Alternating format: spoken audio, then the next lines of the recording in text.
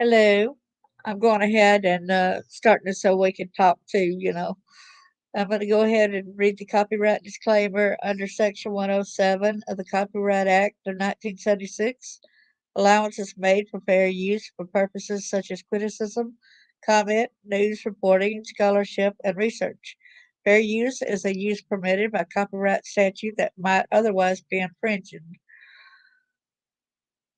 Nonprofit. Sorry, I'm waiting for that to scroll across there so I can read it easier.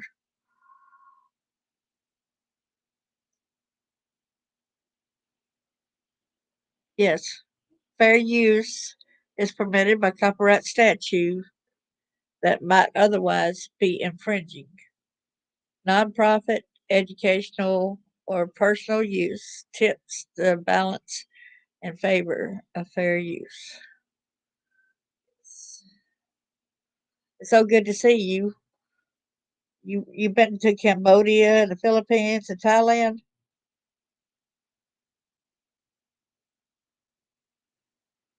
Cash? Oh yeah, I heard about Asia being very susceptible to that. Very much. And I want to thank you for turning me on to this guy. I don't care where uh, this is at, or I think it's very important to get the word out.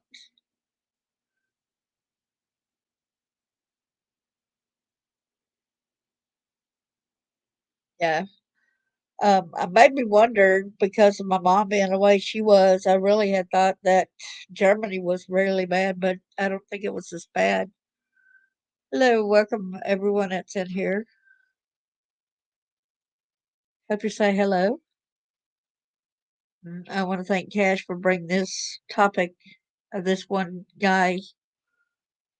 Let me know how horrible that he is. His name is Richard Huckle. He's Britain's worst pedophile.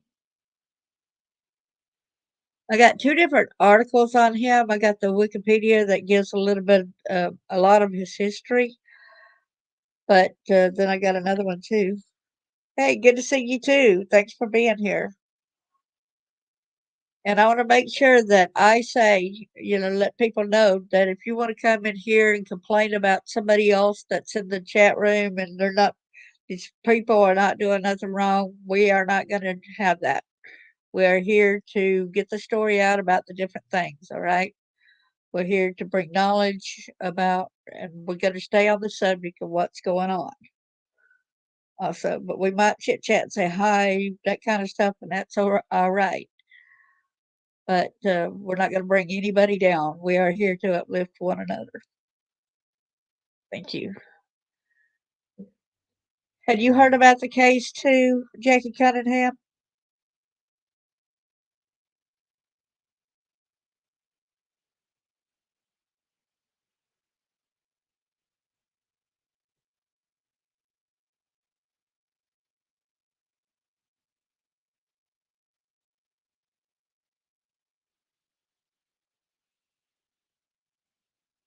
Here's the bozo. Here's the pedophile right here,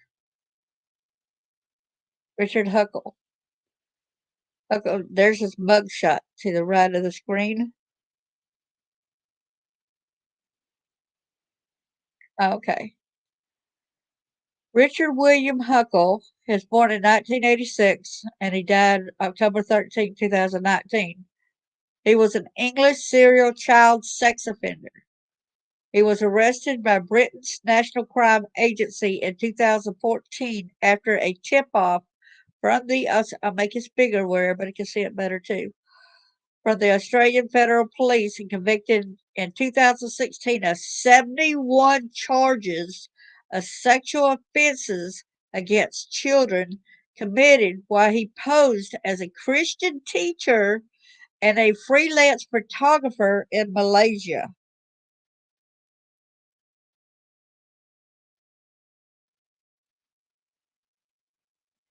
The enormity of the charges against him has led to him being described by the press as Britain's most depraved pedophile. On June the 6th, 2016, he was sentenced to life imprisonment with a minimum term of 25 years before he would be eligible for parole. With something like this, I think that they should not even have an eligibility for parole. How crazy is that? But poetic justice in a few minutes, right, Cash? On October 13th, 2019, Huckle was subject to prolonged torture murder in which he was tied up, beaten, strangled, sexually assaulted, and repeatedly stabbed. A blade was also lodged in his brain via the nose on January 13th, 2020. A fellow inmate, 29-year-old Paul Fitzgerald, was charged with Huckle's murder. Fitzgerald, who had several previous convictions for violent and sexual offenses, was sentenced to life imprisonment with a minimum term of 34 years on 24 November 2020. See, he's got life imprisonment too, but he's been violent and sexual offenses as well prior to it. Richard Huckle was born into a middle class family in Ashford, Kent, on May the 14th, 1986. He was educated at the Harvey Grammar School in Folkestone, where he was described as a bit of a loner, but nothing out of the ordinary by friends. At the age of 16, he took part in a month long expedition to visit a school in Namibia. Namibia. Namibia. I usually call it Namibia. After which he began study at the nearby South Kent College. Huckle was a regular worshiper at Ashford Baptist Church, where he was described as a quiet man. He was also a member of a church in London, which he continued to attend up until the time of his rearrest in December of 2014. While he was in Malaysia after leaving education, Huckle spent a gap year in Malaysia from 2005 to 2006. He returned to the country regularly, helping out at local churches and among local communities before moving there in 2010. No, he was helping himself. He wasn't helping out. Right. Exactly. Religion, white middle class.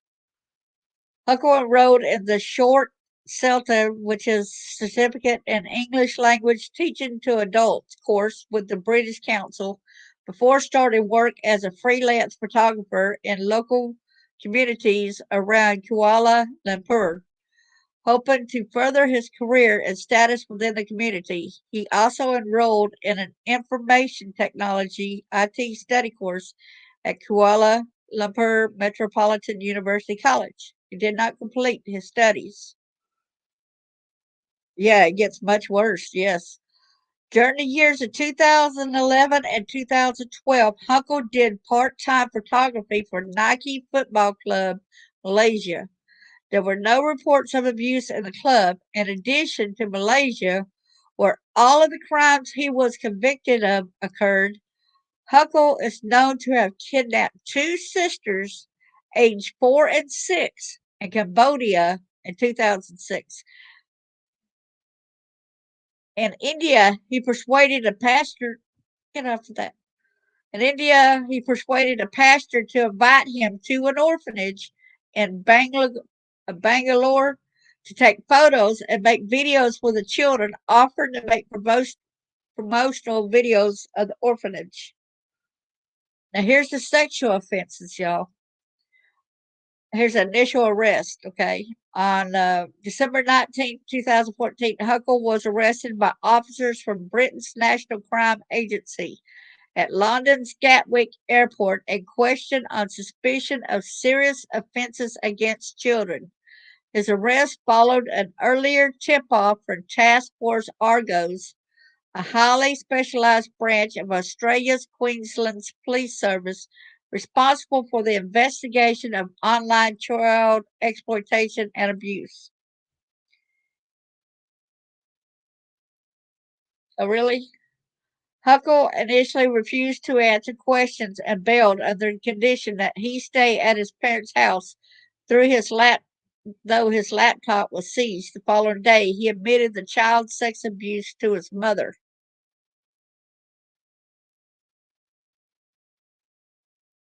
Okay. Background of arrest. Police officers for Task Force Argos have been aware of a network of pedophiles operating on a dark web network called the Love Zone, TLZ. They noticed one member who always made posts using the unusual greeting, Hiya's, and had a distinctive freckle on one of his fingers. Officers used social media and chat rooms to track down the individual, eventually finding a Facebook page that appeared to be a match.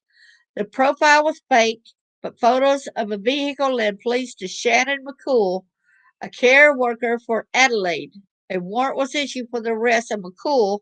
Upon entering his house, police discovered that McCool was online and running the website at the time. You never heard of TLZ? Hello, good to see you, Opus Angels. Thanks for being here. Police assumed the identity of McCool and ran his site to catch other pedophiles, arresting hundreds, as well as rescuing 85 children from harm. One member that stood out was Huckle, due to the number of children he had abused and the attitude of his post.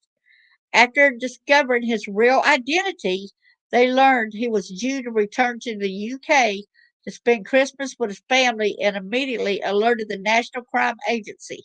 He was arrested at Gatwick Airport on December 19th, 2014. Yes, respect to y'all too. Family confession and rearrest. Huckle has been granted bail under the condition that he live at his parents' address while investigators were in progress. What? What investigations were in progress? No, they gave him bail. Huckle had no criminal record and was in no position of responsibility concerning minors. The police, therefore, after interviewing him, released him temporarily as it would take time to analyze and retrieve evidence from seized computer equipment. In his initial police interview, Huckle made no comment throughout. On the following day, when he out on bail, he was confronted by his mother about the allegation. Huckle drunkenly admitted raping children aged 3 to 13, at which point his parents refused to allow him to remain in the house. They contacted the police and implored them to arrest him. He returned to police custody. Here's the remand and trial thing. Here's where, after leaving his parents' house, Huckle was rearrested and charged with 91 counts, including creation and possession of indecent images of children, rape of a child under the age of 13, digital penetration, which means using your fingers, okay? Digital, your fingers are called digitals, okay? Sexual assault, and facilitate the commission of child sexual offenses by creating a pedophile manual. What? He created a pedophile manual? Oh my God. He was denied bail by the police and remanded to court, where his latest application for bail was also denied. You better have. Huckle was imprisoned at HMP Lewes before, due to the severity of the charges, being transferred to HMP Belmarsh in London to await trial. He kept a score sheet and a guide he published on the dark web. Wow. At an initial hearing at the Old Bailey in January 2016, Huckle pleaded not guilty to all 91 charges, which took over an hour to read in court, to read all the 91 charges. Prosecutors started to prepare three separate trials as they did not believe a jury should be subjected to all the graphic evidence that would be presented in a single trial. In April, during a preliminary trial hearing, Huckle pleaded guilty to 71 of the 91 charges he was facing after a request to watch all the evidence against him in court. That's just because they had the evidence of the 71, I suppose, right? During the hearings, the full scale of Huckle's crimes became apparent for the first time. The prosecution, led by Brian O'Neill, QC, showed evidence of a long history of crimes that started during Huckle's gap year in 2006 and continued for 8 to 9 years until he was apprehended in 2014. They included rape of children under the age of 12, possession and distribution of child pornography, creation of child pornography, child abuse, creating a pedophile manual entitled Pedophiles and Poverty Child Lover Guide. Oh man, child lover guide. Digital penetration of a child under the age of 12 and raising money for his activities by a crowdfunding website. He went to a crowdfunding website to get money for people to sponsor him. Sicko. His victim ranged in ages from 6 months. 6 months old, yo. 6 months to 12 years old. One was abused while wearing a diaper, and another was abused for a number of years between the ages of 5 and 12. Huckle belonged to a website called the Love Zone on the dark web, which is obscured from general discovery. Excuse me. You can tell I'm getting upset when my voice starts getting like high pitched. Obscured from general discovery and only accessible by an anonymized means. On the site, he shared photos of all his crimes with other members. He boasted about his crimes to other pedophiles, posted such comments as, "Hit the jackpot. A 3-year-old girl as loyal to me as my dog, and nobody seemed to care. And impoverished kids are definitely much easier to seduce than middle class kids." It's still happening in Malaysia, Philippines, Cambodia. Yeah, I heard it's very bad over there. They don't have the proper adult supervision. Parenting, and I think a lot of parents are into trapping their own kids there too, just because they're so impoverished. And they think that that's their only way of doing it, and that's not the right way to go about it. In a series of postings in 2013, he admitted sexually abusing 4 girls from the same family. He awarded himself points for sexually abusing children and could not win points if he abused the same child in the same week. So if he abused that same child maybe a week later, he gets a point. But if he abused the same child the same week, he don't give himself a point. The more victims, the better, basically, is what he was doing. Okay?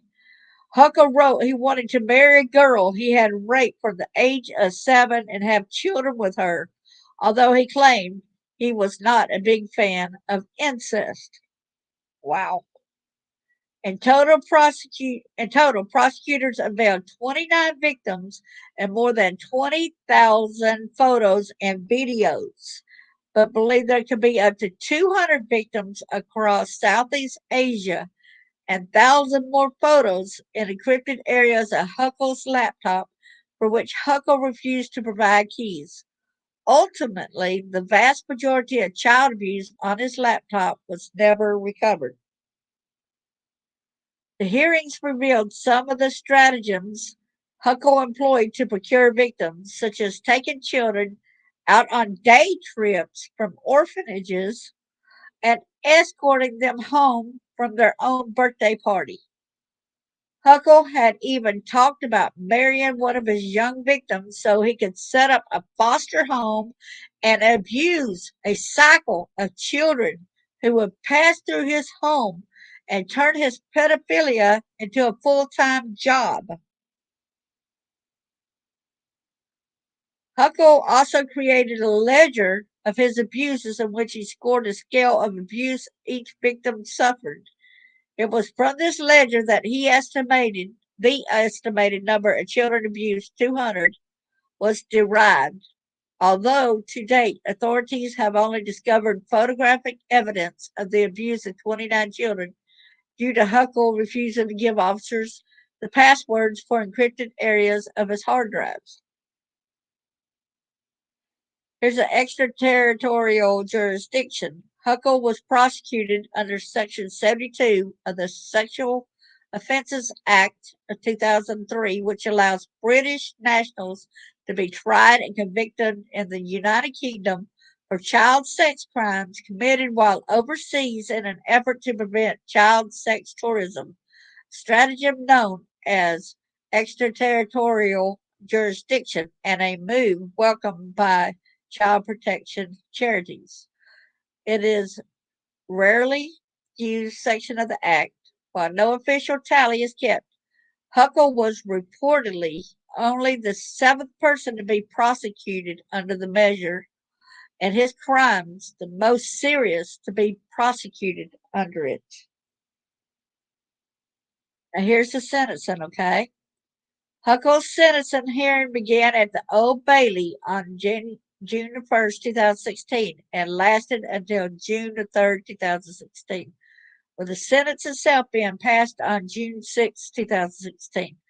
At the start of the hearing, the judge stated that Huckle should expect to go to prison for a very long time, as he was considered multiple life sentences due to the gravity of the offenses committed.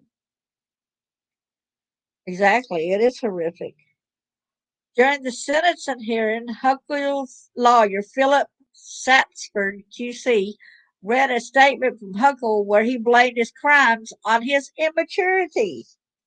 Wow. Wow. I really understand and acknowledge the true scale of damage it caused to the Malaysian community. I had hoped to escape this mundane life of solitude in the UK, yet was overwhelmed by the attention I received in Malaysia.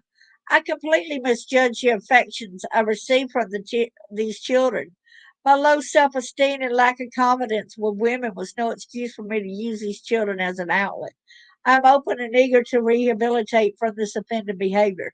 I don't want to become a martyr to sex tourism in Malaysia. This is all my doing as a consequence of my immaturity, and I'm too truly remorseful. No, you're just freaking remorseful that you got caught. You don't give a rat's ass about what it did to these kids. You intentionally did this. You scored system. You downloaded pictures. You took pictures. You did all these different things, even to a 6-month-old baby. No, it ain't got nothing to do with immaturity. It is your sicko ways. Satford continued by asking a judge to take it into consideration, his client's young age, his claims of remorse, and the fact that he had no previous convictions. He also quoted from a psychiatric report that said Huckle had limited sexual experience with women and suffered depression as a teenager. Of course, he's got limited because he was too busy probably messing with kids even that young age. Okay? Yeah, with women because they wanted to go after kids. Yeah. Don't feel sorry for him and say limited sexual thing with women because it was depression. Get off your hog horse and be a real therapist and shut up. You know, he also he also stated that despite the mitigating circumstances, this is the most extensive case of child sex crime that has ever been involved with. And maybe the women, if you were around them, had seen how you had that lustful eyes when a little child walked by in front of them, and they thought, "Well, I ain't gonna go with this guy. I'm not gonna be with that guy right there." You can tell he prefers kids. Y'all ever notice a pedophile's eyes? How all of a sudden you cannot wipe that lust look out of their eyes. It's disgusting. It was also noted during the hearing in a statement made by the prosecution how convictions were only sought against crimes for which there were complete photographic evidence.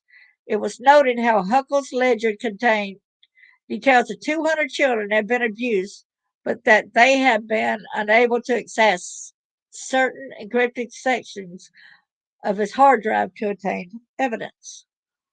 As of the Old Bailey on June 6, 2016, Judge Peter Rook QC sentenced Huckle to life imprisonment on 22 counts with a minimum prison term of 25 years before being eligible to apply for parole. See, he had all that against him and a minimum prison term of 25 years before being eligible for parole. Excuse me, look how many lives he destroyed.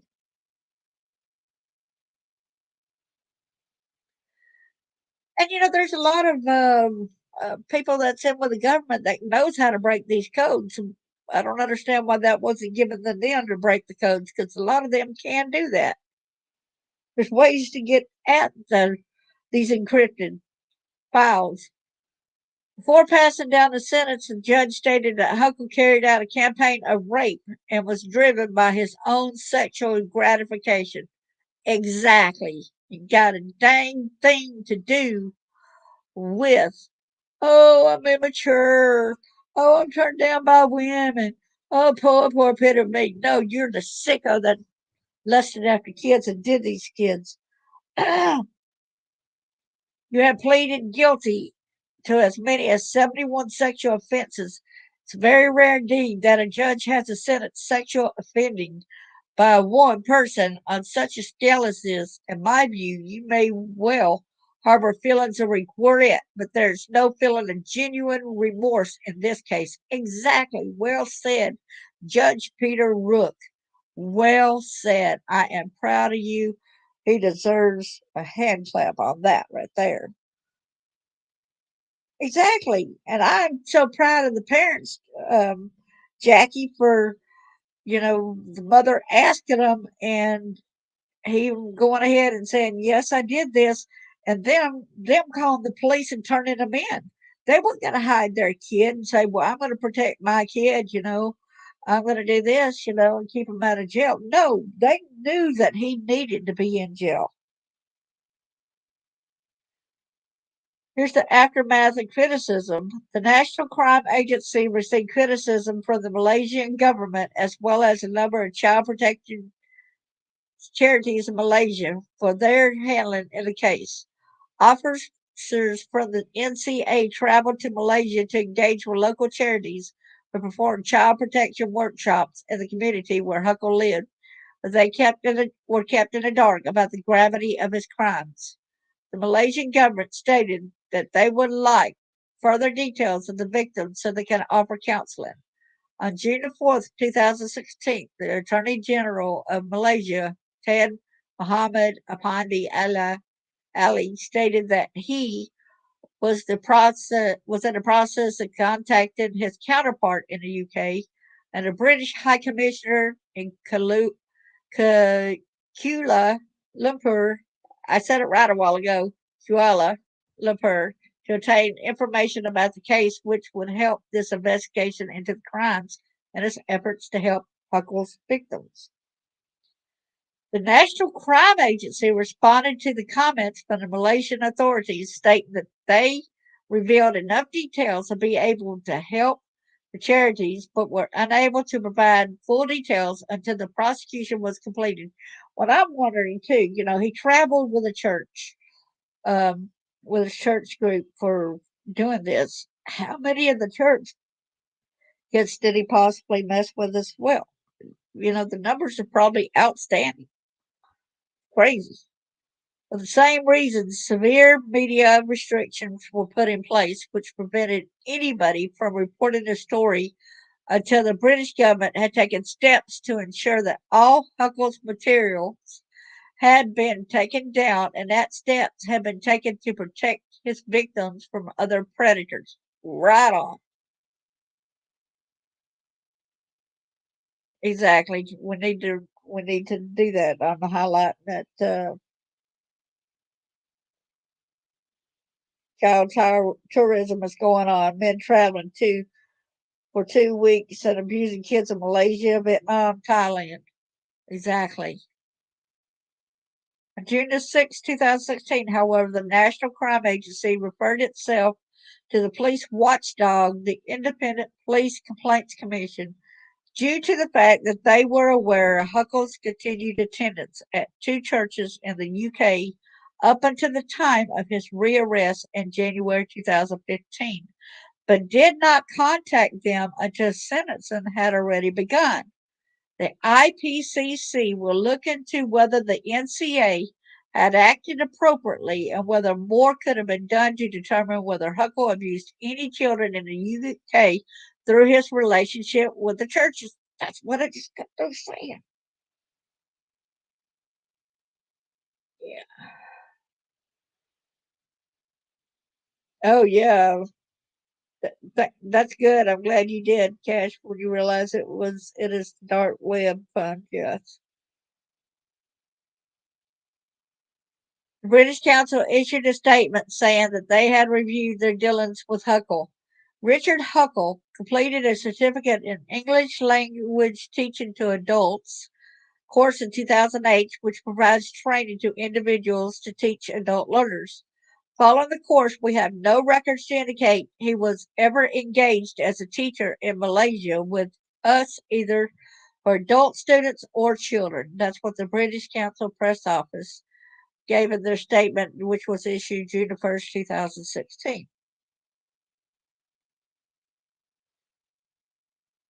I'm glad they went undercover and got him. Ash.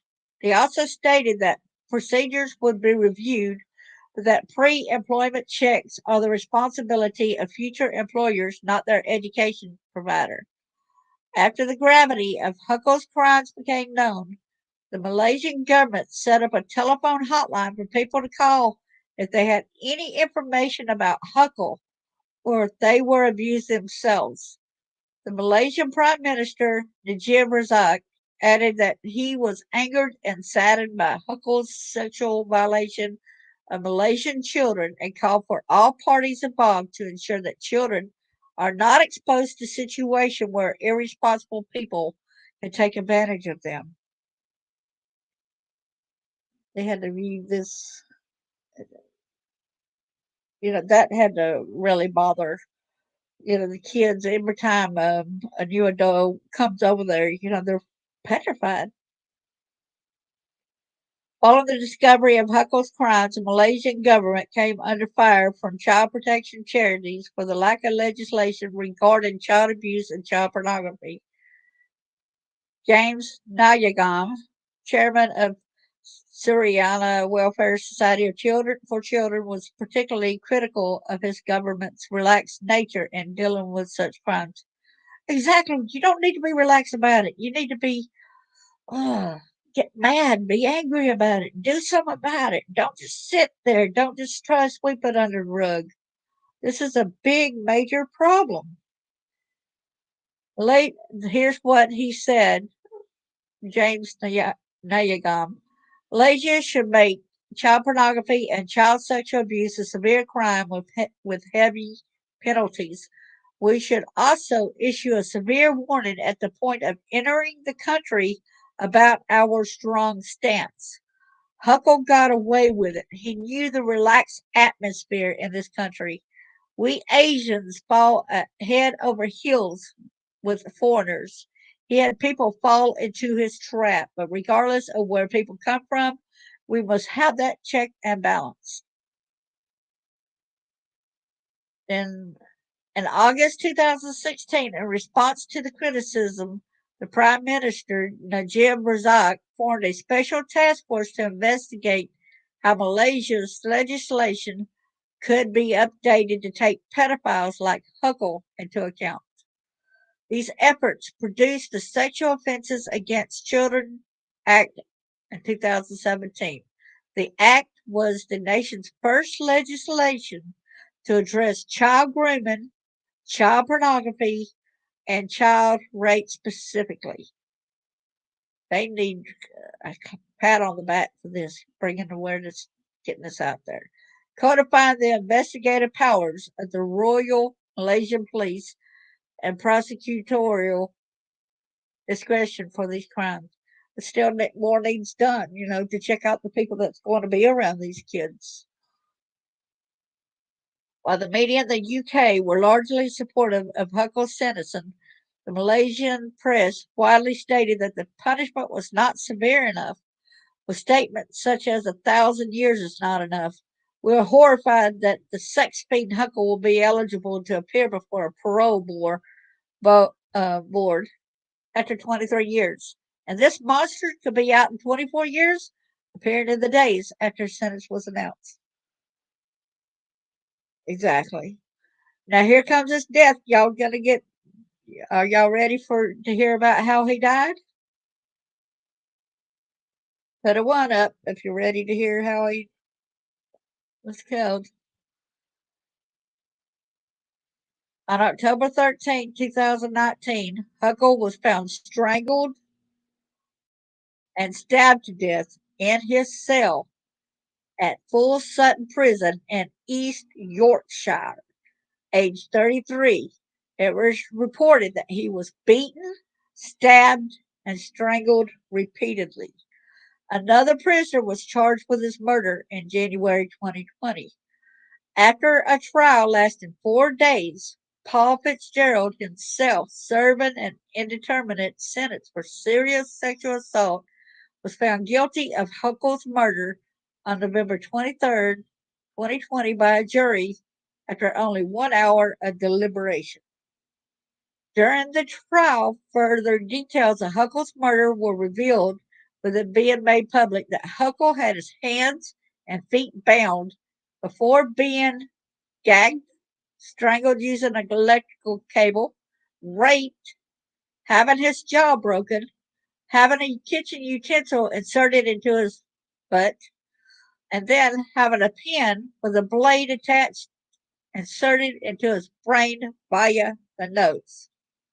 The attack was described by the prosecution as a prolonged attack, also designed to humiliate and degrade Huckle. Fitzgerald, who was discovered by prison staff straddling Huckle's body and surrounded by a pool of blood, later admitted he wanted to cook and eat parts of Huckle's body following the attack. On November the 24th, 2020, Fitzgerald was sentenced to life imprisonment, with the judge stating that he must serve a minimum of 34 years of prison before being eligible for parole due to the sadistic and premeditated nature of the attack, which, it was revealed during sentencing, went on for over an hour before prison staff were made aware. Yeah, but the thing about it is, this guy right here who strangled and killed him was also a sex predator prior. Yet he's going to have the possibility of getting out in so many years of being able, I need more time with this. And I'll go to this right here where it actually's got a video on this as well. So here's where he was aged 8. This little picture here, age 18 and age 30.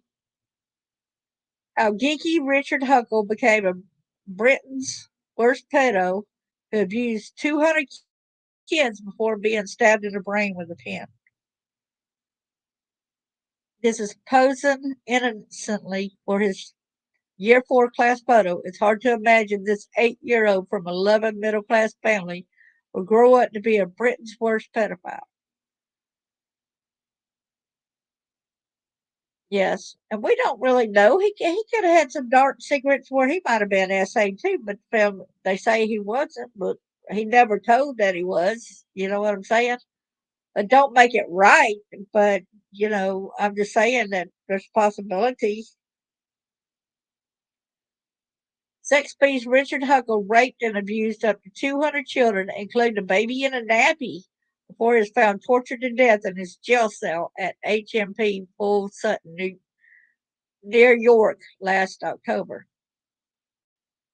Okay, and here is him He grew to become a Britain's most prolific pedophile, was found strangled and stabbed to death in prison last year. This week, fellow lag Paul Fitzgerald, 30, was found guilty of murder and Huckle in a prolonged attack that he claimed to be poetic justice. Exactly. For the children, the pedophile abuse. So it's he claimed was poetic justice for the children of pedophile abuse. Fitzgerald said he wanted Huckle to feel what his victims had felt after strangling him with an electrical cable sheath, inserting a pin into the brain, and sexually assaulting him with a blunt object. Old Crown Court heard that the lag took numerous objects to Huckle's cell at the top security jail, including a shank made from a melted toothbrush, before murdering him in cold blood. It's also said that Huckle, who awarded himself pedo points based on the severity of the crimes, suffered multiple blows to the face and one to the kidney during the attack. That's Paul Fitzgerald right there. Look at him. He seemed really happy about that, don't he? Huckle 30 awarded himself pedo points based on the severity of his crimes right there, see? For some of Huckle's death last year was just the end of for a vile predator who abused kids in Malaysia over 9 years and sold images of his sick abuse of the dark web. He targeted the vulnerable youngsters in churches, orphanages, and schools. But what turned out a normal kid from a loving family into a sex monster who preyed on innocent children. Okay, let's see if we can find the that video I had seen earlier. This is where he was so quiet it was almost like he kept his academic ability to secret even as a child. It was a normal child interested in normal things like Action Man.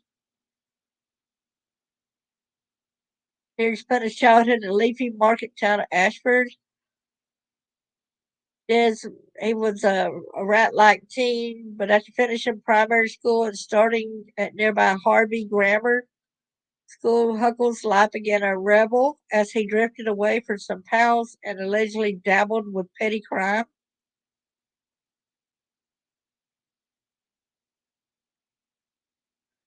He actually got into trouble for selling counterfeit Pokemon cards and was trying to make money on the latest trends. The fan of strategy card games like Warhammer, Loader Huckle was an easy target for school bullies. He was an odd kid, so he couldn't go a day without some sort of ribbon about anything really, one source says. He was called Rat Light because of his appearance. I could see that. There's a Harvey Grammar School. And there's where the first traveling trying to find that video. I don't know if that's it over there or not, but a little bit afraid to start it because it might not be it. Let me see if it is. Hold on. No, that's a dating thing. That might just be the commercial. Guess I need to play it just to make sure. Get past it. We get past it.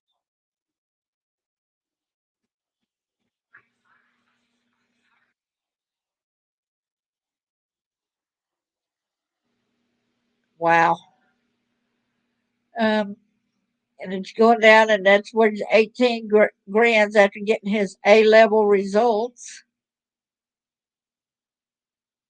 But earlier I saw a video thing on this, and now I don't see it here.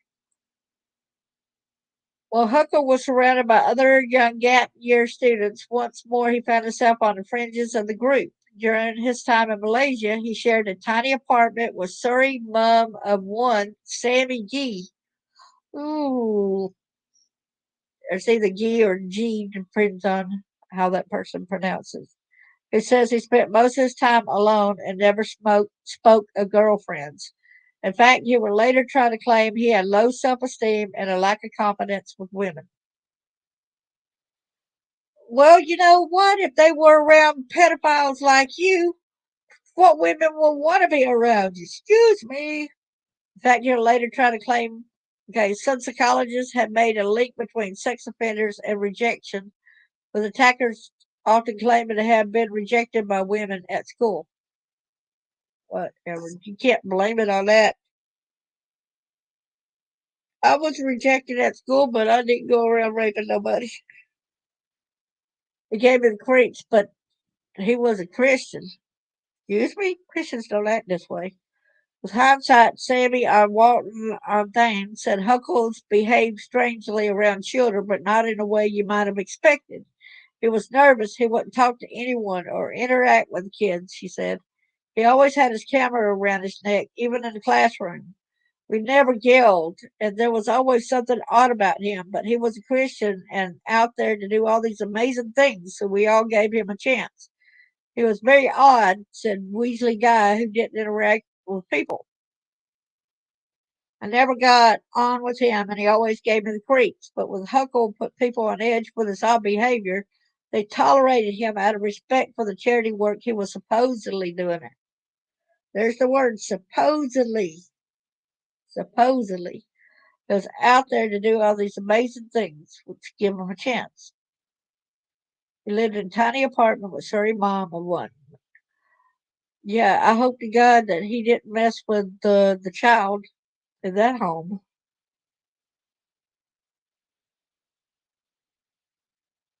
It said Huckle's former primary schoolmate, who was Facebook friends with him years after his education, recalls him sharing images of young boys at the beach at sunset, on the beach at sunset.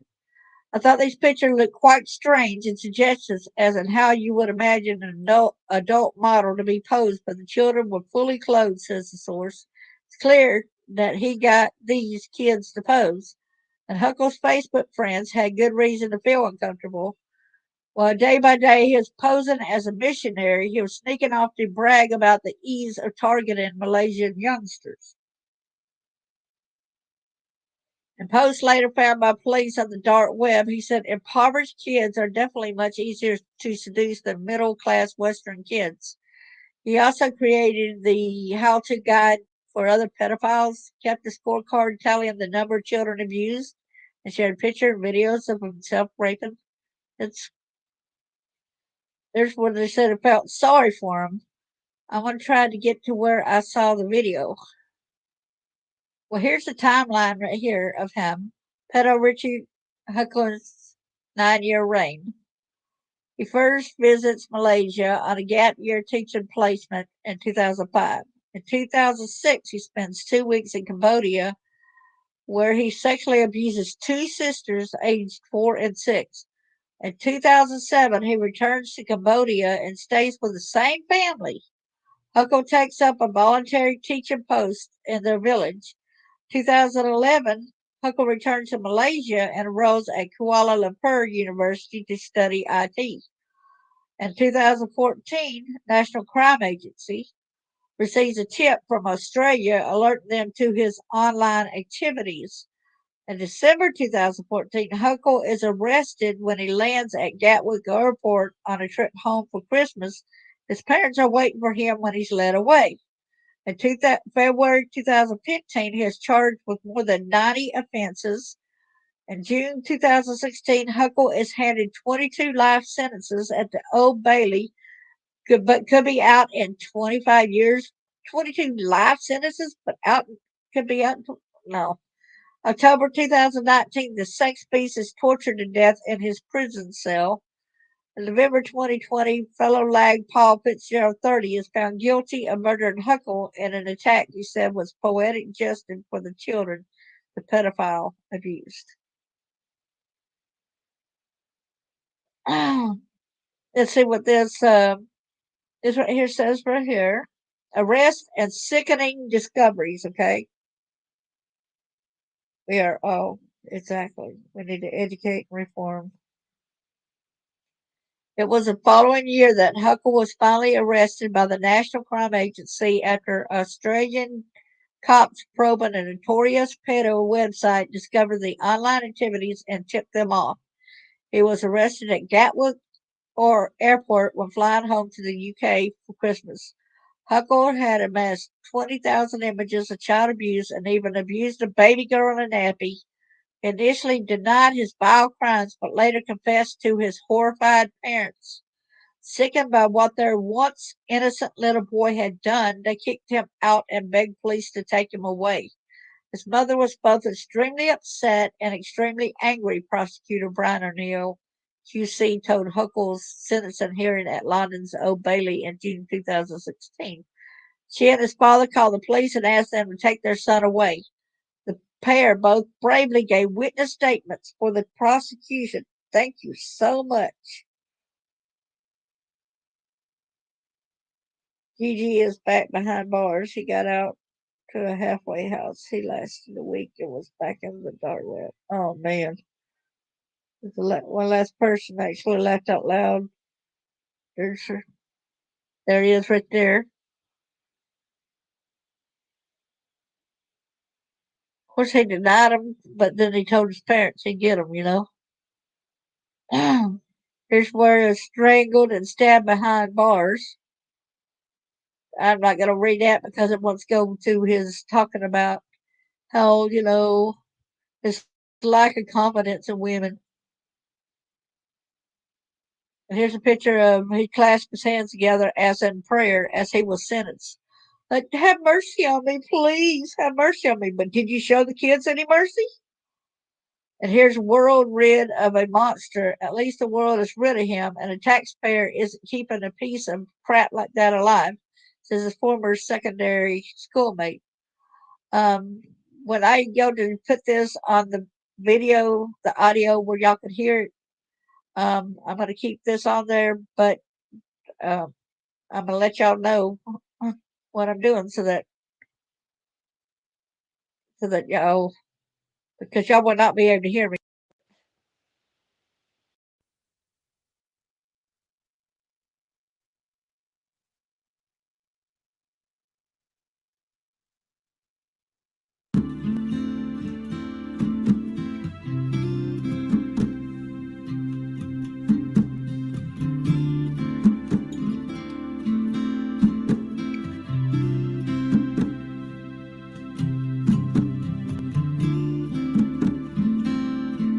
Prosecutor Brian O'Neill told the court the following day his mother questioned him about the allegations, and he admitted to her that he had had sexual activity with children aged 3 to 13.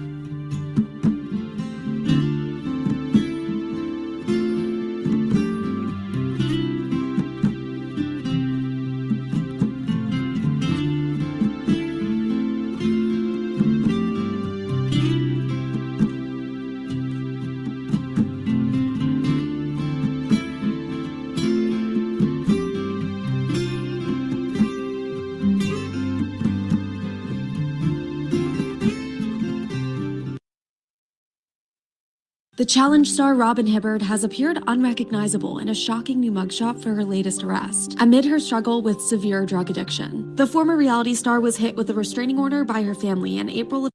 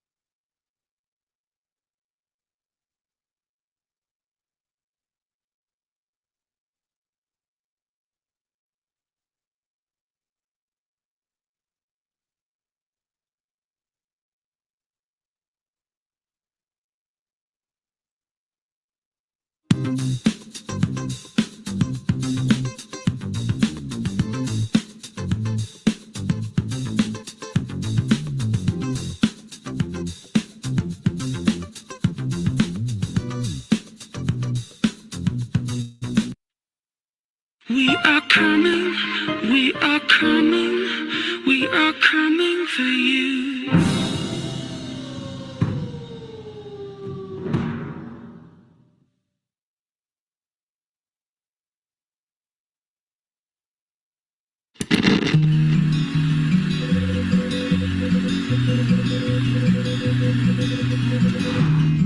Richard Huckle was found dead in his cell today in what experts are now saying is one of the most troubling and disgusting acts. I've been wondering about you.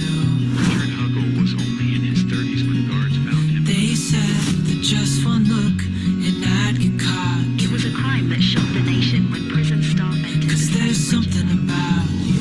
British man Richard Huckle is to be buried today after one of the UK's most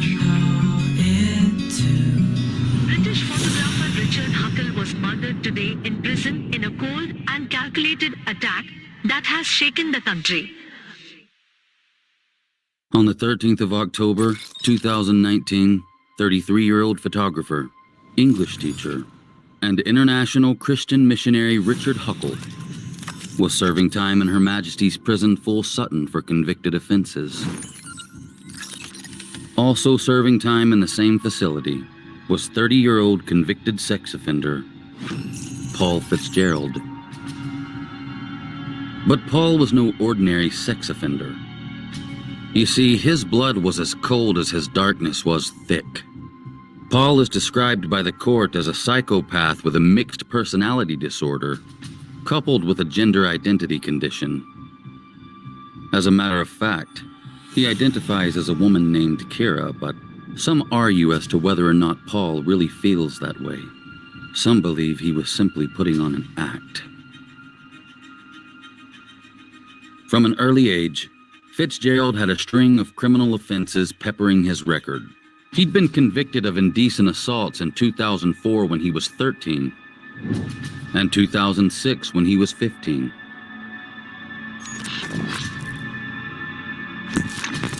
Then in 2007, he caught charges for battery and criminal damage when he was only 16. But from there, the rap sheet of Paul Fitzgerald grew more sinister. It's believed that he even sexually assaulted a 15-year-old girl during one of these attacks.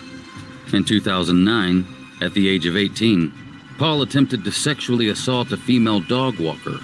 The 59-year-old woman was approached by Fitzgerald in West Yorkshire. He asked her for directions out of a dead-end street that the pair were on at the time. But when the woman tried to help Paul find his way out, he caught her off guard. With a metal fork held to her face, Fitzgerald told the woman that he would stab her if she didn't do what he told her to do. Luckily, the woman managed to escape, leading to the arrest of Paul Fitzgerald, who was convicted of false imprisonment with the intent to commit a sexual act. He received an indefinite prison term for this because it seemed fairly clear that he would reoffend, especially after what the cops discovered in his possessions.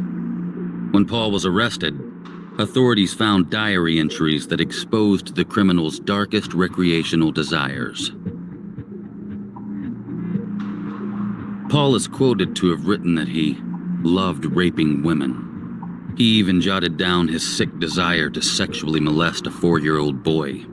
He also stated in his diary that even if he was going to offend again, they couldn't stop him. And to top it all off, Paul's psychiatric evaluation revealed that one of his most disturbing fantasies was to kill and eat people. Even while in prison, Paul copped up another charge of false imprisonment when he attacked, detained, and threatened to stab a female prison officer that was checking his cell. He grabbed her by the neck, pinned her to the floor, and roared, "Give me your keys or I'll stab you." The officer pleaded with Paul not to harm her, but her cries fell on deaf ears. Luckily, she too escaped and pressed her panic alarm just in time to avoid any major harm. It was obvious. Paul Fitzgerald was a loose cannon attached to a ticking time bomb, and the count had begun. Soon, the explosive young man with a short fuse would detonate and commit one of the most horrible prison crimes in UK history. It was like something out of a Brazilian prison riot. I'm a businesswoman, not a baby woman. Taxi! You have a boardroom full of executives waiting to hear a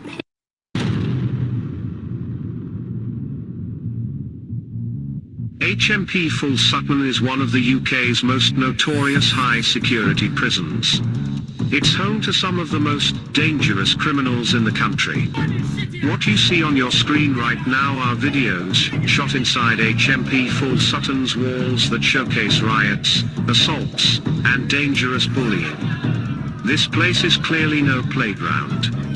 But it was about to become a little more notorious and a lot more horrifying than anyone could ever imagine.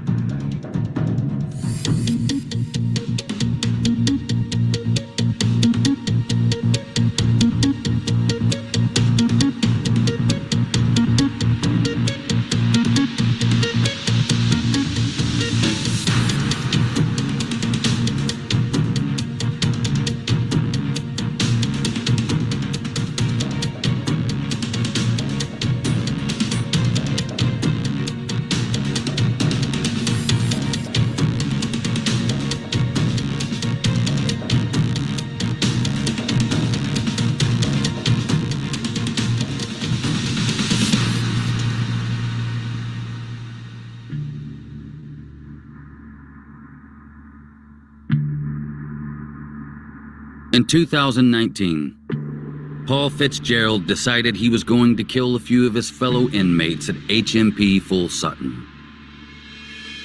His target goal was 4 or 5 bodies in the prison, but Paul would only manage 1 murder before he was caught. And his victim was none other than soft-spoken, well-educated, first-time criminal offender, Richard Huckle. On October 13th, 2019, after assembling a murder bag, Mr. Fitzgerald entered cell 43 and bound Richard Huckle's wrists with cable ties. He then proceeded to bash his captive's head on the floor several times, breaking his jaw, before anally raping the defenseless fellow prisoner. When he was done, he violently forced the handle of a spoon into Richard's rectum, causing perforated damages to Huckle's insides. It's reported that Paul then continued to beat his victim more. Next, he cut up the helpless man with a homemade blade. After that, he forced a pin with a blade on the end of it up Huckle's nose and into his brain. And finally, Fitzgerald strangled Richard Huckle with an electrical cable sheath. The horrible ordeal lasted over 80 minutes. There was no one to stop Paul. When the prison guards found the 2 men, Paul was still straddling the dead body of Richard Huckle. Attempts to revive the fallen prisoner were pointless, and Paul Fitzgerald had just committed homicide.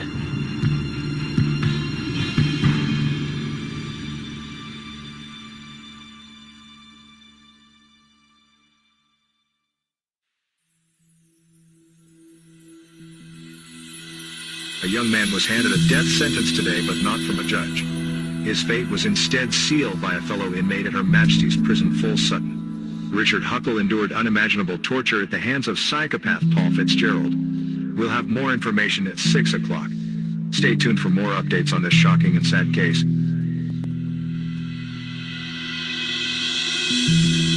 When asked about the sexual assault on Richard Huckle, Paul told the doctor that evaluated his mental state for the murder trial that, quote, when he was laid down, with his pants down, and he knew what was coming, he didn't enjoy it, I'm sure. I knew what it feels like, but he doesn't. Rape was more about getting him a taste of that. End of quote. Paul showed no remorse for his actions, and he blamed everything he did on his personality and gender identity disorders. Due to his mental health and the fact that Paul Fitzgerald was abused physically and sexually as a child, the jury gave the murdering rapist a lighter minimum sentence of 34 years. Paul was quoted saying that he got carried away by how much fun he was having during the murder of Richard Huckle. As a matter of fact, Fitzgerald stated that if he hadn't have run out of time, he was going to cook and eat parts of his victim.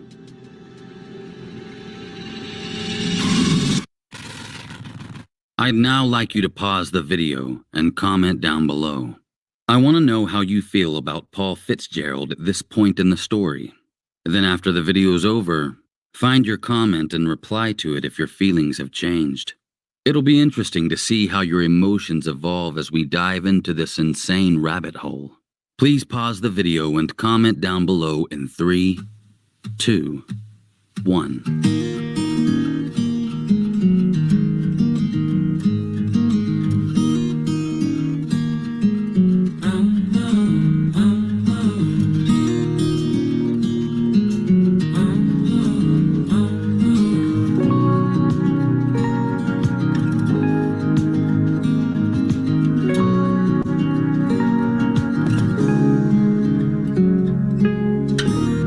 I've been acting like a wild man, sleeping like a child.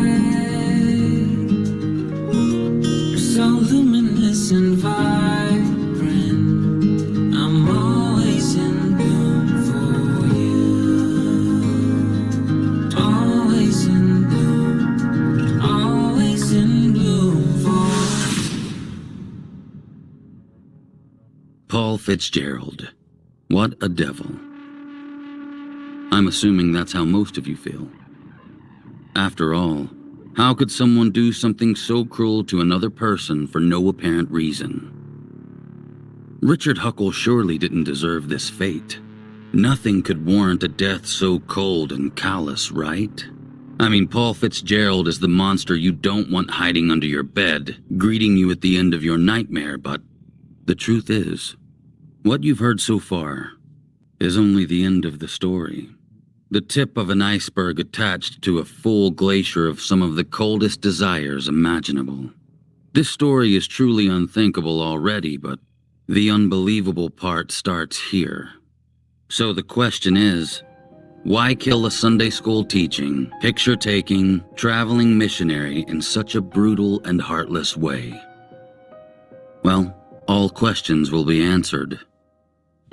I'm Mr. Black, and this is the disturbing truth about why Richard Huckle was brutally murdered.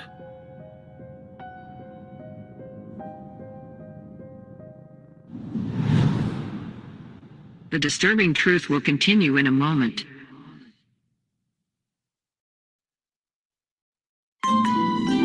Okay, class, who would like to do problem 3 on the board?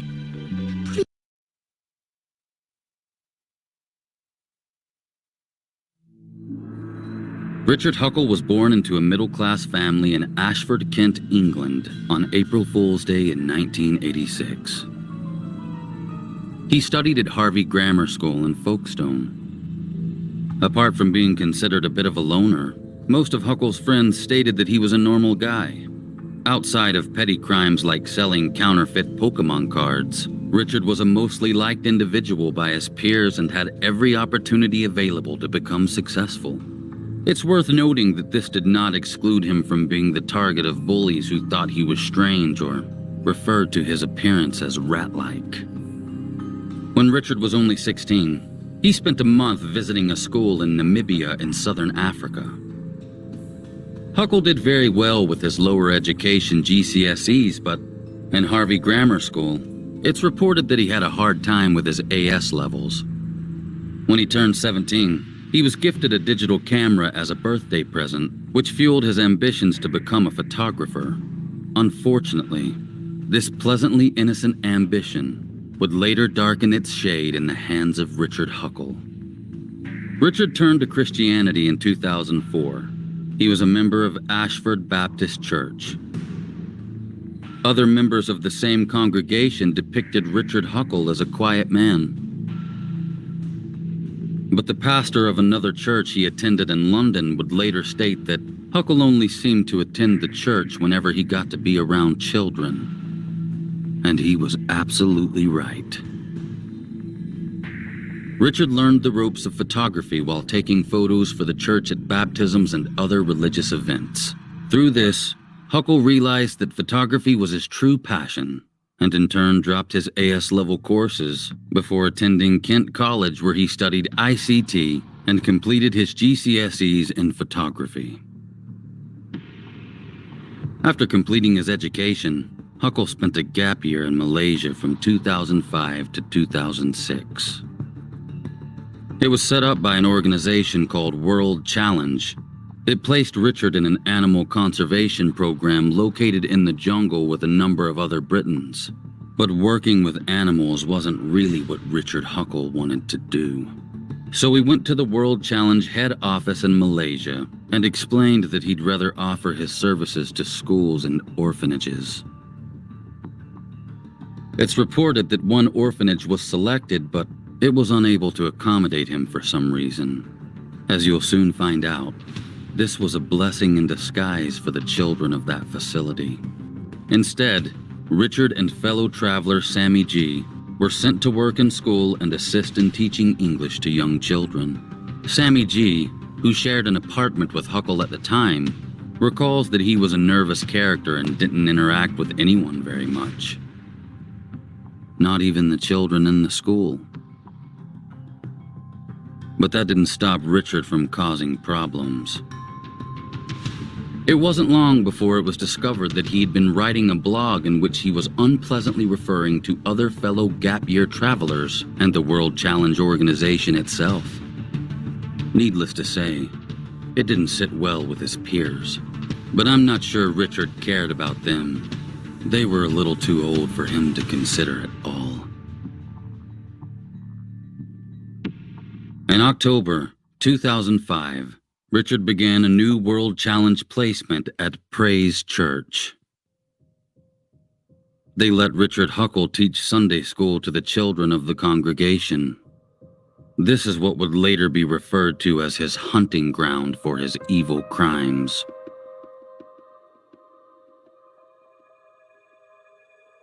Huckle kept a diary. It always baffles me when evil monsters document their acts in this way. Even with psychos like Paul Fitzgerald, writing down your crimes just seems so foolish for someone who doesn't want to get caught.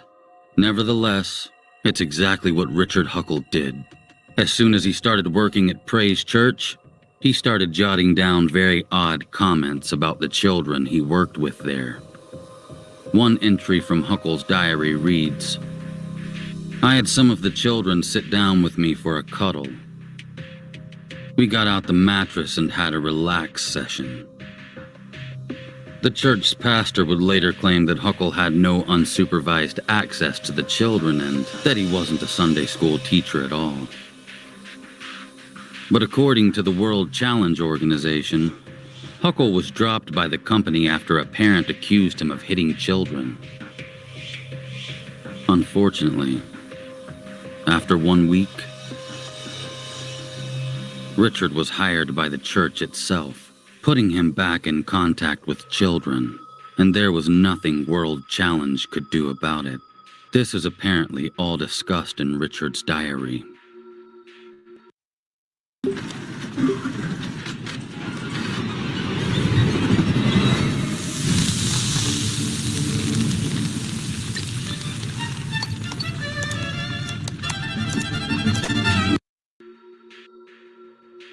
While independently employed by Praise Church, Richard studied the language of Tamil, which allowed him to communicate with fellow church members. It also made them trust him and accept him, so much so that local families would invite him into their homes without a second thought.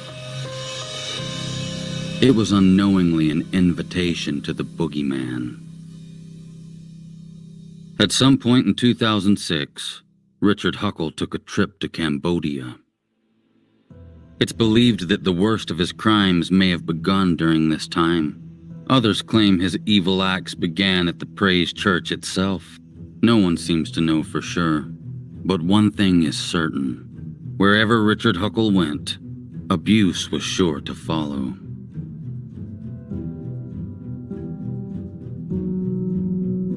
Richard grew fond of a little girl in the church. She was only 3 years old. Over the span of several years, Richard Huckle raped and abused her repeatedly. It's not an accusation, it's a fact. He used his camera to film what he did to that poor innocent child. And as if that wasn't sick enough, He forced her to watch the videos he made of her personal abuse while he abused her further. It looks like we found the UK's rat man. The girl told her dad that Huckle had been abusing her, but her pleas were sadly brushed off and she was told to keep quiet. What a horrible mistake. Richard established himself outside of Praise Church too.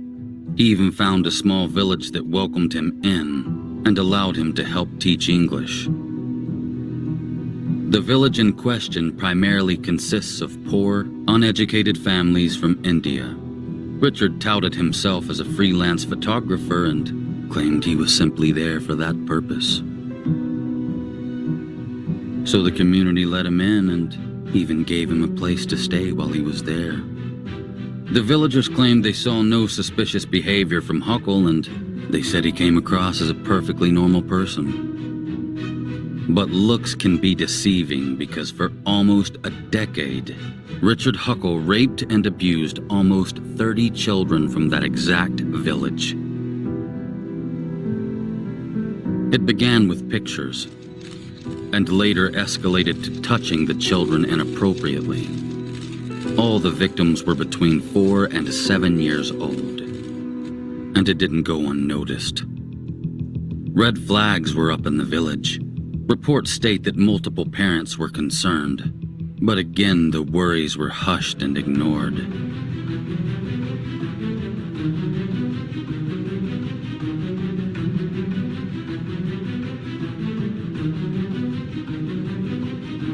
In 2006, Richard went to Cambodia for 2 weeks. He stayed with a family that often let travelers stay with them in exchange for a small amount of money. Huckle would go on to molest their 2-year-old daughter. These horrific acts were also captured on video. Some reports state that Huckle actually raped 2 sisters aged 4 and 6 on the same trip. It's unknown if these reports are referring to the same family, but Richard did stay with the family again in 2007. It's believed that the abuse may have continued then, and it's highly possible that both girls were from the same family. The disturbing truth will continue in a moment. Reports claim that Richard stayed in Malaysia after finishing his gap year. During this time, he'd take frequent trips back and forth between there and the UK until he permanently moved to Malaysia in 2010. Huckle took a CELTA course with the British Council that enabled him to teach the English language to adults. After that, he earned a student visa to study IT and started working as a freelance photographer locally around the capital city of Kuala Lumpur. After the completion of his CELTA course, Huckle began posting on various sites advertising himself as an English teacher. This made his access to the children even easier to obtain. Richard worked in orphanages, schools, and even served as a private tutor for families. They not only gave this rat access to their kids, they actually paid him to be around them. Huckle would often hang around the coastal area of Port Dickson. It wasn't far from Kuala Lumpur, and the location was known to attract a lot of families. He would take his camera to the beach and photograph children. Then he'd offer families prints of the photos he took of their kids. This was a way to earn their trust and initiate conversation. The conversation would then lead to Richard offering to teach their children English for free. Unsuspecting parents must have thought they hit the lottery. Little did they know, Richard Huckle felt the same.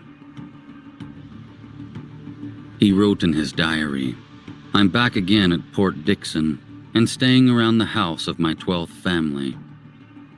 I spent time with the baby, trying to get her to sleep in a hammock. One can only imagine what that little girl experienced at the ratty hands of this monster." Live streaming can be tricky, and sometimes trying to find the right software. Over 9 years, Huckle visited India 4 different times. He attended several orphanages, but they state that he was never allowed to be alone with the children. Luckily, a few of them didn't like his character and weren't as trusting of him as others. Huckle visited India's New Hope for Children orphanage in 2013. He emailed the pastor, George Fernandez, asking for permission to visit, stating, "I'm interested in visiting your orphanages in Bangalore and Amber. It would be a great experience for me to visit your orphanage, meet, and help the children." Huckle said he could speak basic Tamil and explained that his photography and editing skills would be of great benefit to the pastor's ministries. The unknowing pastor let him stay in his own house. He stayed there for 2 days.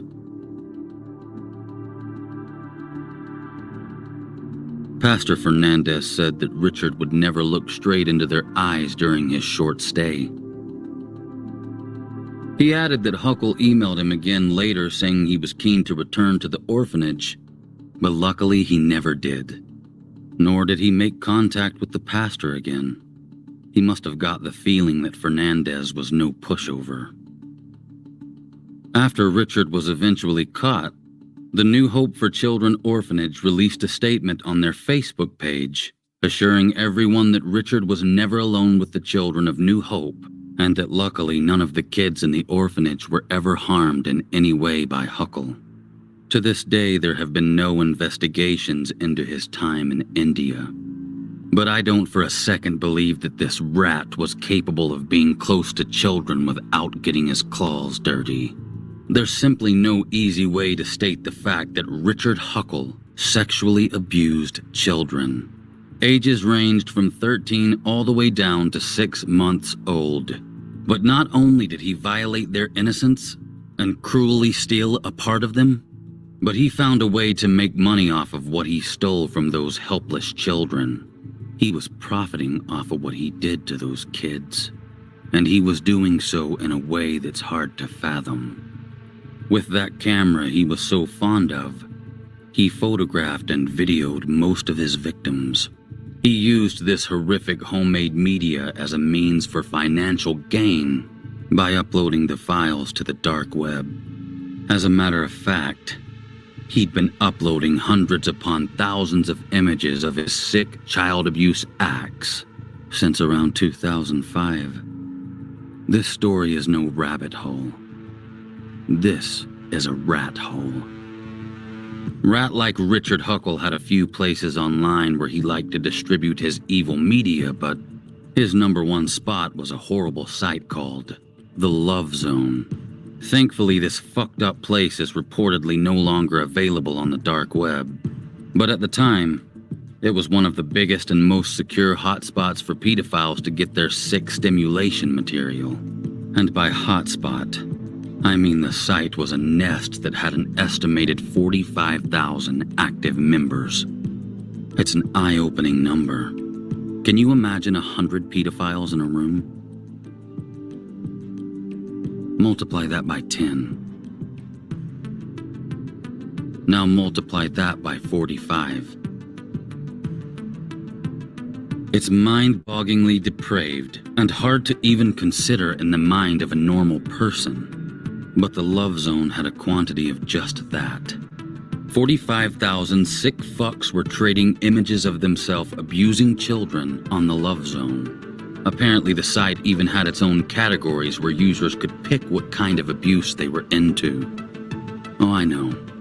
It's an infuriating, jaw-clenching idea. A community of adults of such a vast number that enjoy exchanging material of children being literally damaged for life as a means to please themselves sexually. You may ask yourself how law enforcement weren't able to shut it down fast enough, and how did the site maintain its security and membership numbers? Well, that was all down to the rules of the Love Zone. Basically, each member had to upload material every month.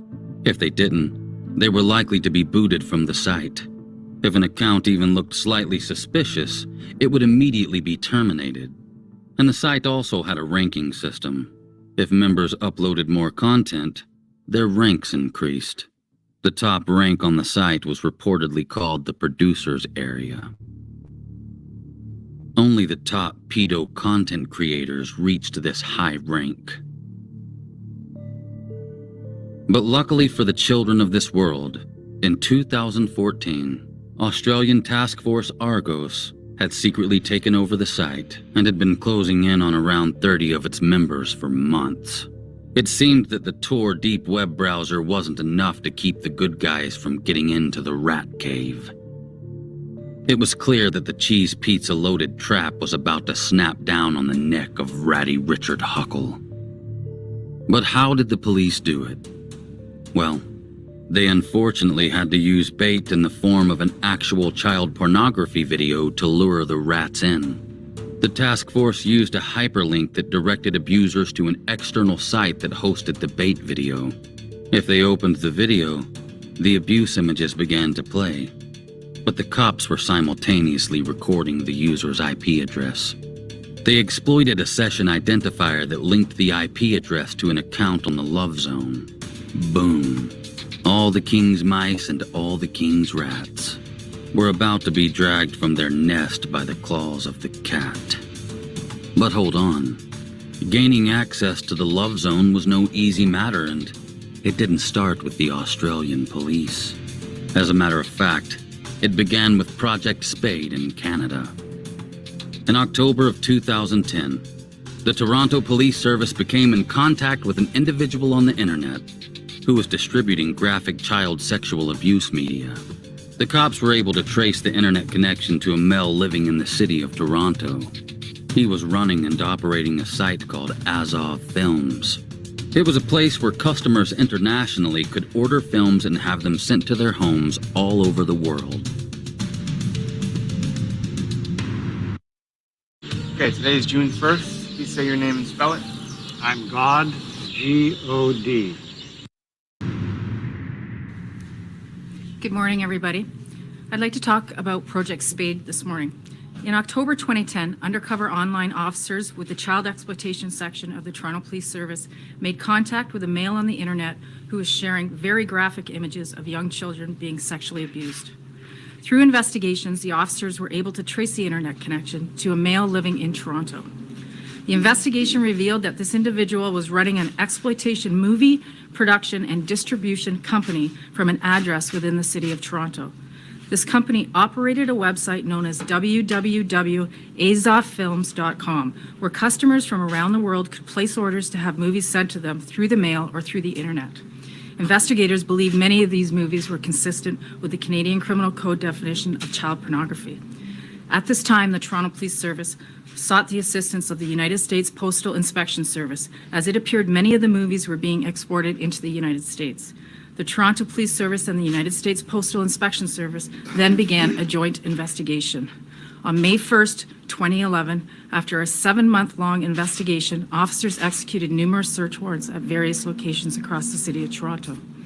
One of these search warrants was executed at the site of the purported business located in the West End of Toronto. Officers spent 4 days inside this business, cataloging the thousands of movies, computers, and other media located during their search. At this time, over 45 terabytes of information was seized from the business. And to give you some perspective, this is equivalent to a stack of paper as tall as 1,500 CN Towers. On the same date, a search warrant was also executed at the residence of the owner-operator of the business, Mr. Brian Way. It is alleged that officers located hundreds of thousands of images and videos detailing horrific sexual acts against very young children, some of the worst that they have ever viewed. Brian Way, 42 years of age, has been charged with a total of 24 offenses, including numerous child pornography, proceeds of crime offenses, and instructing a criminal organization. We believe this is the first time in Canada that anyone has been charged with being a part of a criminal organization in regards to child pornography. It is alleged that Mr. Way's company had revenues in excess of $4 million during the years he was operating. It is also alleged that Mr. Way paid people to have children filmed in Eastern European countries in order to produce some of the movies that he would sell online.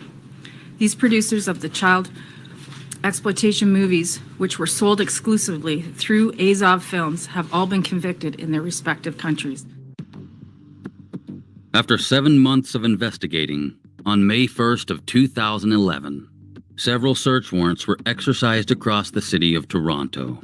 One of those search warrants was performed on a business in Toronto's West End. After 4 days of searching, seizing, and cataloging thousands of movies, computers, and various other forms of media, Toronto police had obtained over 45 terabytes of information. Police also conducted another search at the home of the business owner, Brian Way. The search of his property alone uncovered thousands of images that clearly showed the horrible abuse and sexual exploitation of innocent children. The media the Toronto police found in Brian Way's home was some of the worst they'd ever come across. Project Spade was a massive success, and 42-year-old Canadian Brian Way was arrested and charged with 15 offenses by way of 165 videos that were produced and distributed by his company, Azov Films. 386 is the number of children used in the films. The kids were from Ukraine, Spain, Romania, and even Australia. It's reported that all of them were 12 or younger, with the youngest being just 5 years old. Even though Brian Way pleaded guilty, he was only sentenced to 10 years in prison. And as if that wasn't light enough, because Brian alleged he was abused while in jail and custody, his prison term was sadly reduced.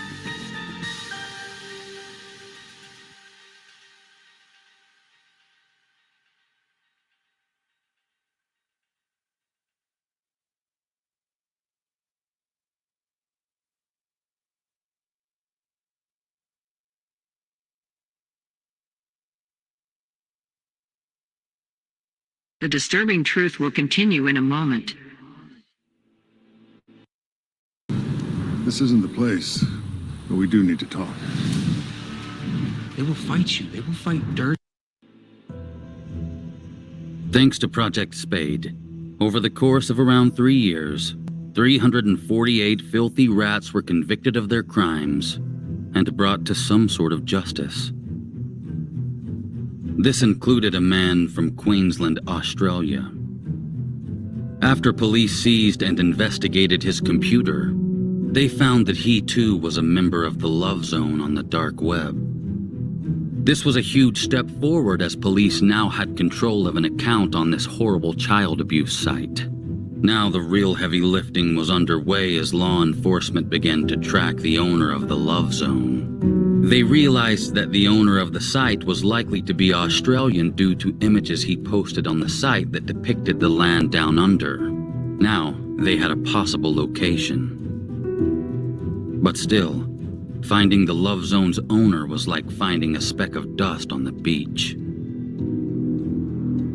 But Paul Griffiths, a Task Force Argos officer, and his team decided to set their focus on an unusual word that the Love Zone's owner often began his messages with.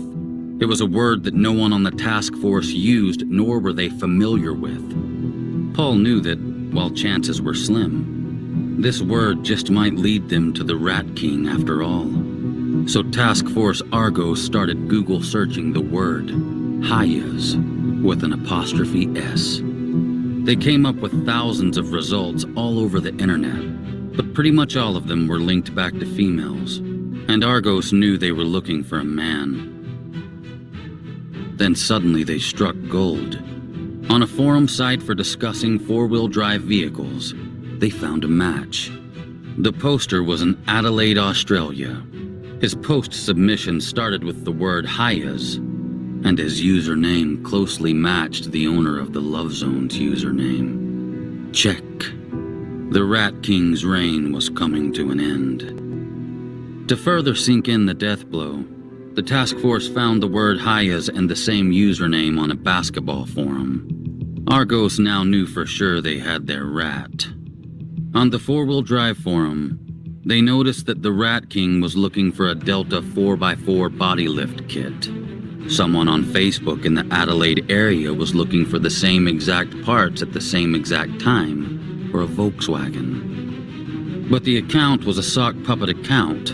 It wasn't linked to anyone. It was a mere throwaway profile.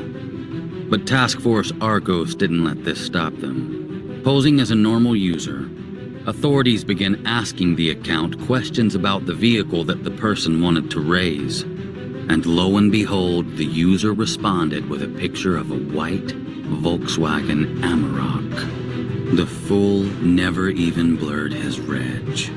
It was checkmate for the Rat King of the Love Zone. He had taken the cheese, and after the police ran the plates, the trap snapped once again. 32-year-old Shannon McCool was arrested in connection with controlling and operating the Love Zone on the dark net. It was the easiest part of the whole operation.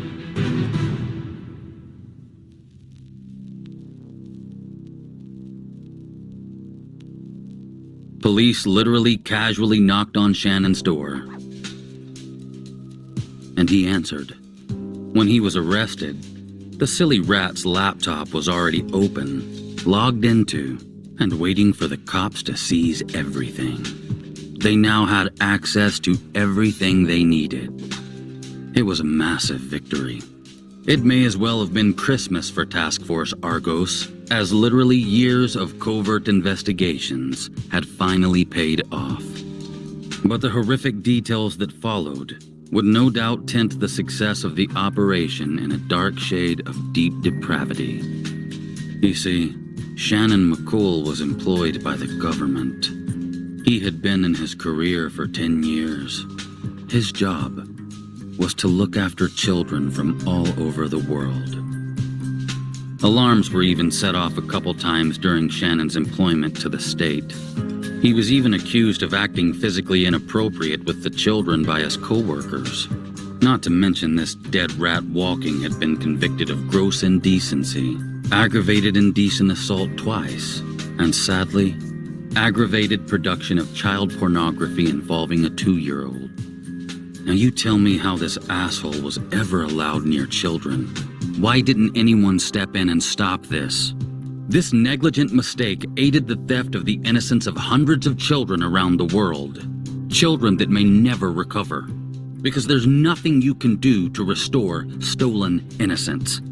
Shame on the people who let this malevolent rodent near kids after knowing and witnessing what he's capable of. Introducing Glass Office Chair Mats by Vitraza, the premium alternative to cracked, curled.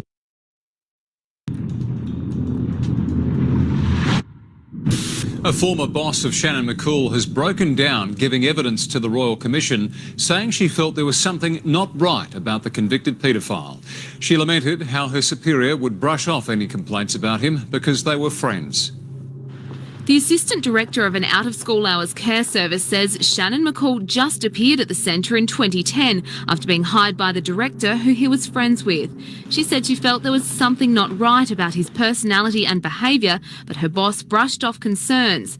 There were a number of things I would tell her and she would say, "That's just Shannon." The assistant director broke down giving evidence revealing she's since questioned her career, but she said it was difficult to approach her superior because she was friends with McCool.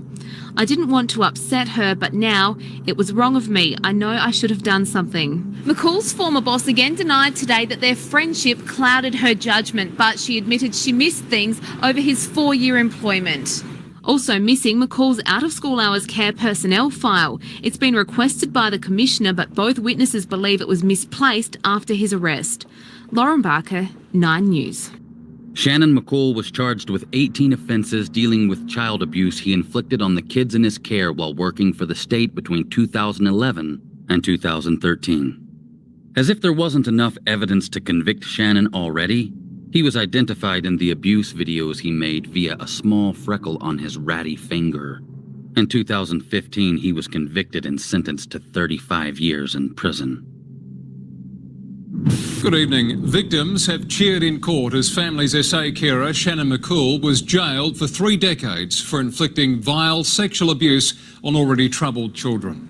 McCool, who was also the kingpin of a global child porn network, was described by the judge as a worldwide evil like he'd never seen before. Shannon McCall needs protection from other inmates in jail, but the children he abused were denied that right under his care. Instead, he stole their innocence in the most sickening of ways, and he'll now pay with the next 35 years of his life. I've got no remorse for him at all. I hope that he gets what he deserves.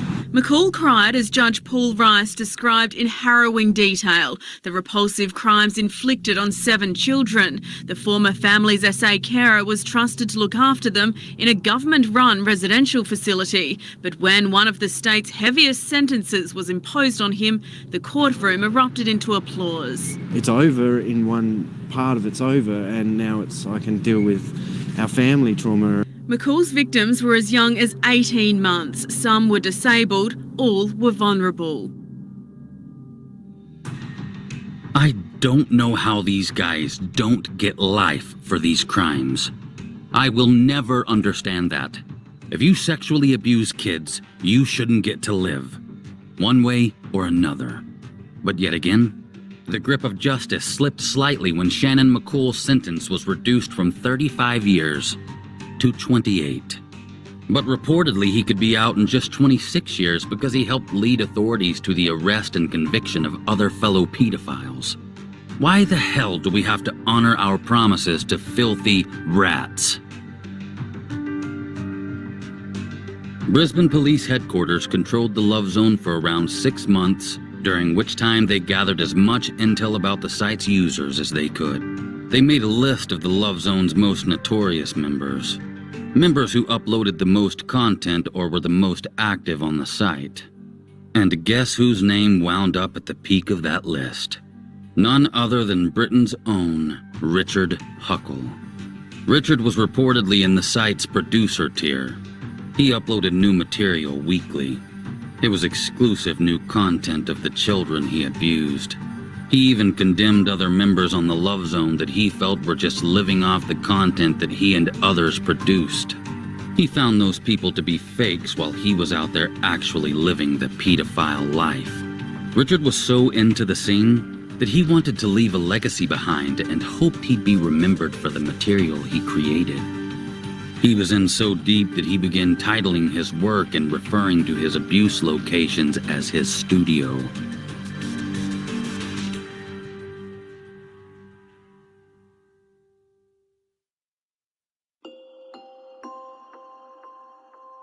But Huckle was deranged and deluded even in the pedo community.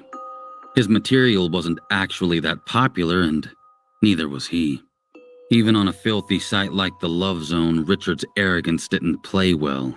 He just wasn't a very likable person, even in a community made up of the absolute scum of the earth. But Richard wasn't stupid. He was smart enough to blur faces, obscure backgrounds, and even erase metadata out of his productions. This was certainly an obstacle, but authorities started to zero in on a location after a fellow pedo wrote to Richard on the site and said, "It's a pity you're so far away." Richard responded saying, "I'm probably closer than you think." This, among other details, led law enforcement to Southeast Asia, specifically Malaysia. The disturbing truth will continue in a moment.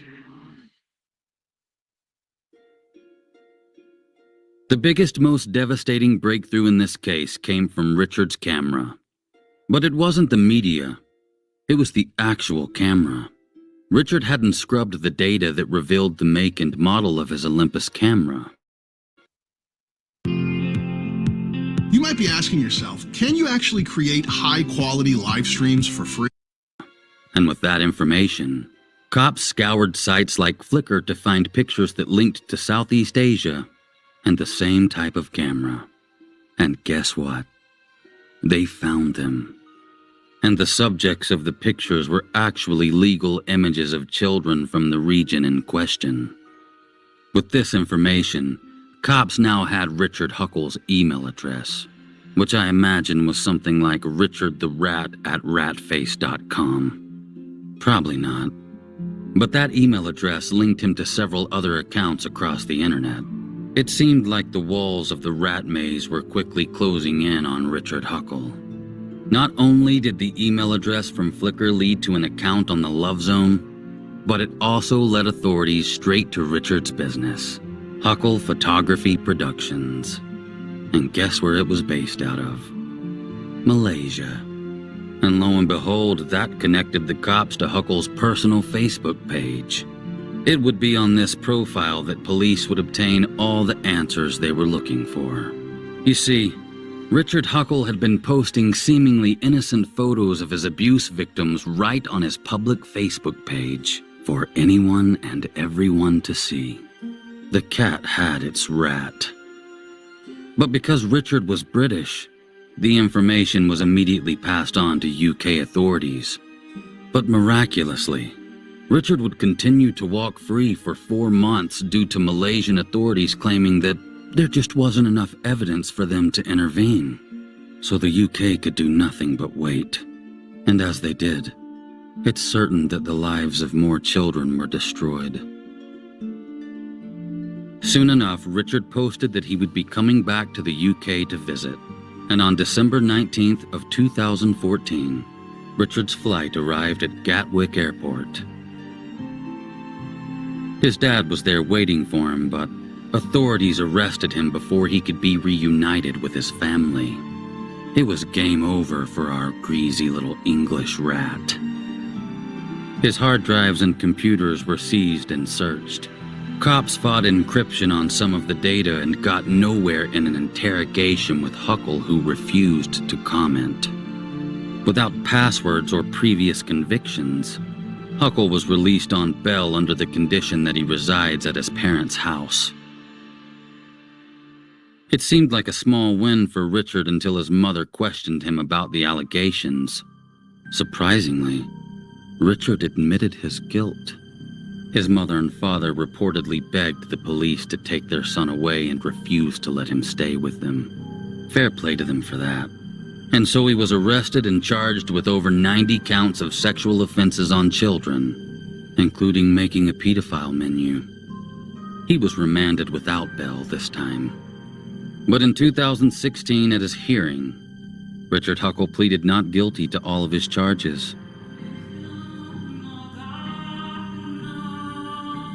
And it reportedly took more than an hour for them to be read. The prosecution started prepping 3 different trials because they didn't think one single jury alone should be subjected to the vast array of crimes that Huckle committed that included horrifically graphic evidence. I mean, the case was so bad that each juror was reportedly given a counselor to help them mentally cope with the details of the case. It was clearly going to be a tough trial to hear, let alone present. But luckily, police managed to crack some of Huckle's encryption on his devices. This put them in possession of over 20,000 child abuse images, including around 1,000 that showed Huckle abusing kids. Authorities never fully cracked Richard's devices, but they claimed that what they did uncover is only a fraction of the child abuse material that Huckle was hiding. In April, Richard Huckle pleaded guilty to 71 of the 91 charges held over his rat-like head.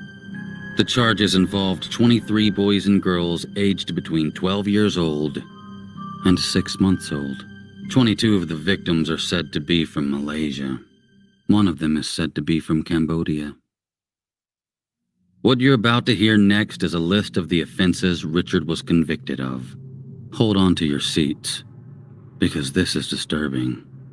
Richard Huckle was convicted of 3 counts of causing a child under 13 to engage in sexual activity, 3 counts of causing a child under 13 to engage in penetrative activity, 6 counts of assault by penetration, 12 counts of taking indecent photos of children, 13 counts of rape of a child under 13, 31 counts of sexual assault of a child under the age of 13, creating over 20,000 indecent images, advertising child pornography, and finally, facilitating child sex offenses by writing a pedophile manual.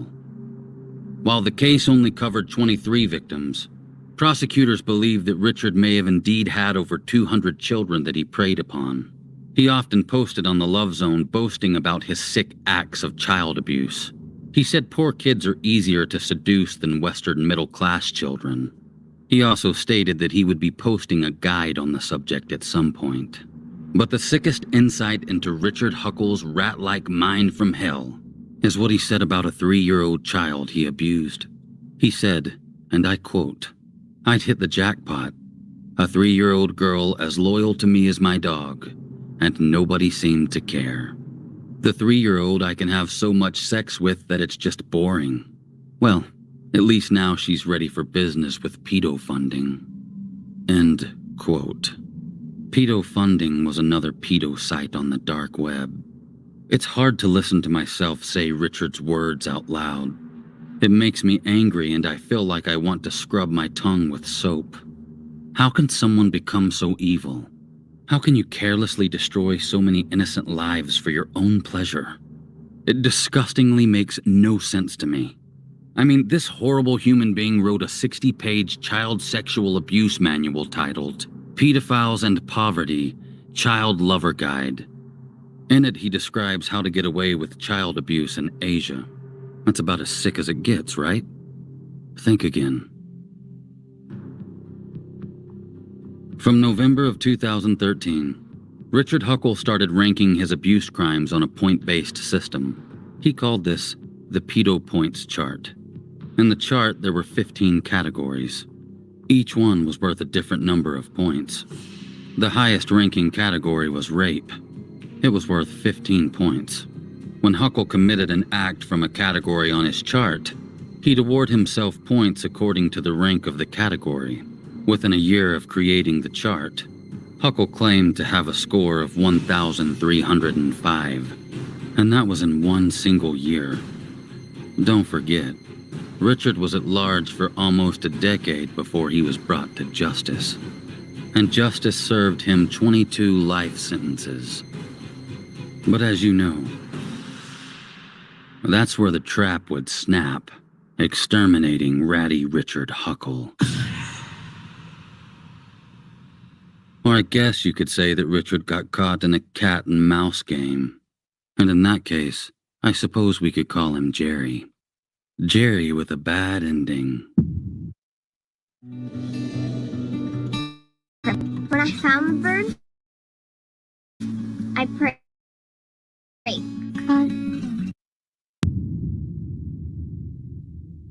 Earlier, I asked you to stop this video and comment down below about your feelings on Paul Fitzgerald and what he did to Richard Huckle.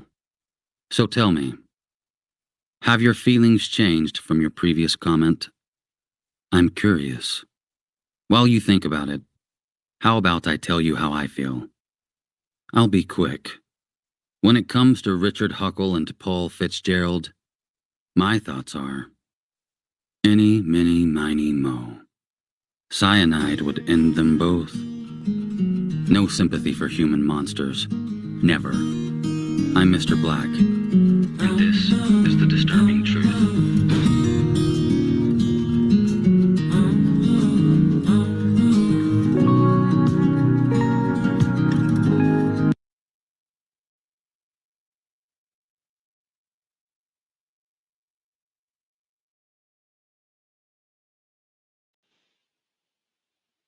Wow. I appreciate Cash for bringing that to my attention. And I thank y'all for being here and listening and supporting this. Get the word out as well. So I do have the right to go ahead and use this message. Albeit want to. And just remember to keep the faith and speak out. Okay, thank you. God bless y'all.